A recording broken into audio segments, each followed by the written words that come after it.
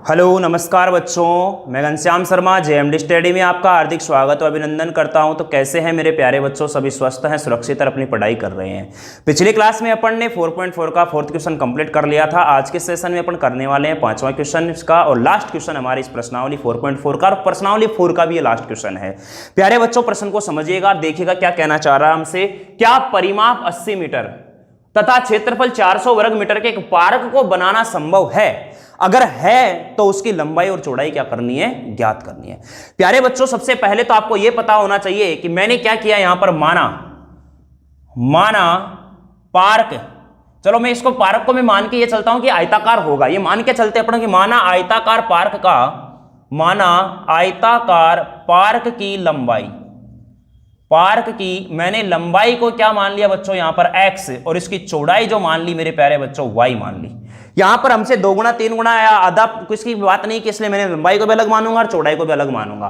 पहली स्थिति हमसे क्या कह रहा है? फर्स्ट कंडीशन हमसे बोल रहा है परिमाप कितना होना चाहिए? इसका परिमाप होना चाहिए 80 मीटर। परिमाप क्या होना चाहिए बच्चों? 80 मीटर। और आयत का परिमाप होता है 2 गुना लंबाई प्लस में चौड़ाई। बात समझ में आ रही है? दूसरी स्थिति हमसे क्या कह रहा है कि इसका जो क्षेत्रफल है वो क्षेत्रफल कितना होना चाहिए? 400 वर्ग मीटर। बात क्लियर है? परिमाप होता है 2 गुना लंबाई प्लस में चौड़ाई और बराबर ये होना चाहिए 80। 2 से कट गया, कितना आ गया? 40, यानी कि x प्लस वाई बराबर कितना आ गया? 40। प्यारे बच्चों, इस चीज को बाद में लिखते हैं। यहां से अगर मान लीजिए मैं x का मान निकालना चाहूं या y का मान निकालना चाहूं, कोई भी मान निकाल लो, तो 40 माइनस क्या हो गया? x। में इसको समीकरण क्या मान लेता हूं? 1। सेकंड कंडीशन हमसे बोल रही है कि क्षेत्रफल कितना होना चाहिए प्यारे लाडलो? 400 वर्ग मीटर। अब 400 वर्ग मीटर अगर हमारे पास क्षेत्रफल होगा तो ये क्या होता है? लंबाई गुणा चौड़ाई, और बराबर में कितना आ गया? 400। समीकरण क्या हो गई? 2। 1 का मान 2 में रख दो। समीकरण 1 का मान अगर आप 2 में रखते हैं, 2 में रखने पर, ध्यान से समझना, सवाल आसान भी है और थोड़ा सा बड़ा भी है।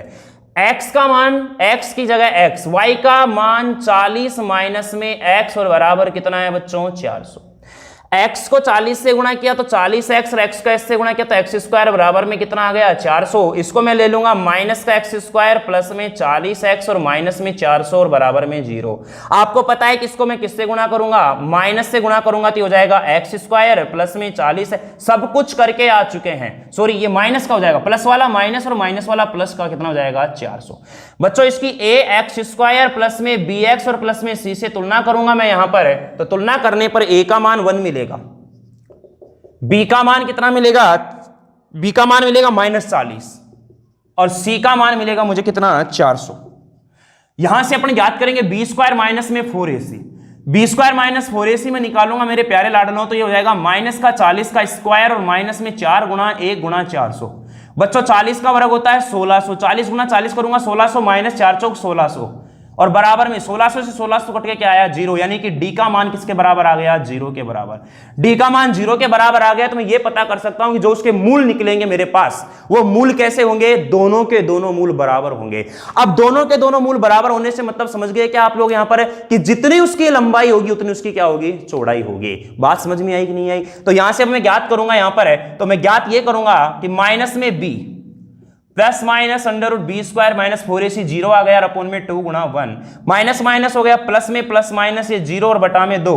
एक बार अगर मैं लूंगा तो 40 बटा 2 और दूसरी बार भी लूंगा तो 40 बटा 2, यानी ये भी 20 और ये भी 20, यानी कि इसकी जो लंबाई है वो लंबाई भी कितनी आएगी? 20, और इसकी चौड़ाई भी कितनी आएगी? 20। जब लंबाई और चौड़ाई दोनों बराबर हो जाती हैं तो यहां पर जो ये बनने वाली आकृति है ये एक वर्ग ना हो, आयताकार ना होकर क्या होती है? एक वर्ग होती है। बोलो बात समझ में आई कि नहीं आई? क्लियर है? तो लंबाई और चौड़ाई दोनों समान आ गई और बनने वाली जो आकृति हमारी क्या होगी? वर्ग होगी। बात क्लियर हुई? ये तो अपन मान करके चले थे, बात समझ में आ रही है? और वर्ग जो होता है ना उसको अपन आयत कह सकते हैं, लेकिन आयत को वर्ग नहीं कह सकते। ध्यान से सुनो मैं क्या कह रहा हूं। वर्ग को अपन आयत मान सकते हैं, वर्ग को अपन आयत मान सकते हैं, लेकिन अपन उसको क्या नहीं मान सकते? आयत को वर्ग नहीं मान सकते। इस बात को समझने की कोशिश करना। चलिए प्यारे बच्चों, यह प्रश्न हमारा होता है कंप्लीट यहां पर। क्लियर है? अब 5वां प्रश्न कंप्लीट हुआ, प्रश्नावली 4.4 कंप्लीट, और प्रश्नावली 4 भी हमारी पूरी हो जाती है। क्लियर है? मिलेंगे अगली क्लास में अपन अब नई प्रश्नावली के साथ, नए जोश के साथ, नई उमंग के साथ। तब तक के लिए देखते रहिए आपका अपना चैनल जीएमडी स्टडी। चैनल को दोस्तों सब्सक्राइब अवश्य करना है, यहां पर आपको सारी चीजें पूरी गणित मिलने वाली है। क्लियर है बच्चों? और घर पे रह के पढ़ते रहना अच्छी तरह से। Bye bye, take care, see you, thank you so much.